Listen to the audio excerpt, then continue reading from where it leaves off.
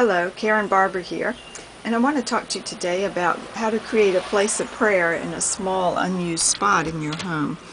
This is our home in Hilton Head that we rent out during the summer to vacationers, and there's an unused place in our home. If you can see the stairway going up, there's a spot under the stairway. People usually walk right through here and go out to the backyard area. However, this is a very small area. It had this little settee here when we bought the home. But people usually don't sit here much. They walk right out here and go out the back to enjoy the great outdoors. Well, I started thinking, what could this area be used for other than sitting? And it turns out that it's a great place for prayer and meditation because in the morning you get the beautiful sun coming up from the Atlantic Ocean way out this direction. And so it's a beautiful place for prayer and meditation. So what did I do in this area to help make it an area where you could have a little quiet time alone? One thing I have over here, I have a little angel.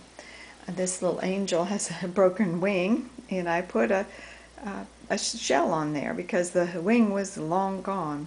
So you might try putting an angel in an area where you might want to have a little contemplation. Another thing I put in here is this cross over the mirror.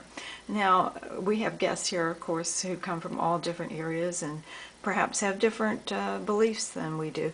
And yet we can make this a nice area for anyone while it is still an area where I can sit and have my meditation time.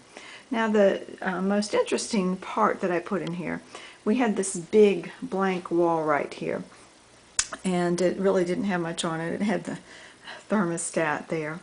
And so I decided to get some old shutters, and I painted a large painting here.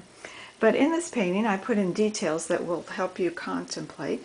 For instance, in this little area right here that is in the center of this garden, it had a fountain, and I decided to just stick a little angel in there so you could think about God and His creation and His supernatural power. Another just small detail I put in here was a church tower. This is actually a copy of one in Charleston. And so you can see that it's very easy to make an area. So I can sit here at my little couch and I can meditate on this picture. And this picture is very interesting as well because as I was painting it, I really wasn't thinking about prayer.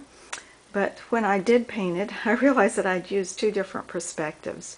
You see the house up top here is made in one perspective, and all the vanishing point goes down like this from this house to the horizon. Oh, but look at the garden, and the vanishing point goes up like this. So we really, in this picture, have two warring perspectives. And I think that that's a great analogy for prayer because when we pray, we have two perspectives that are completely different. And we need to sit down and take time to pray.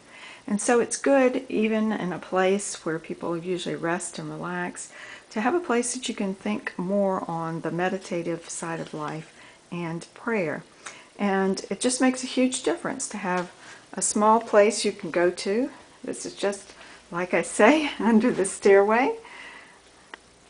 You can hardly stand up on the end here, and yet it's a perfect place to come and have a little quiet time every morning, and that makes all the difference, even when you're on vacation.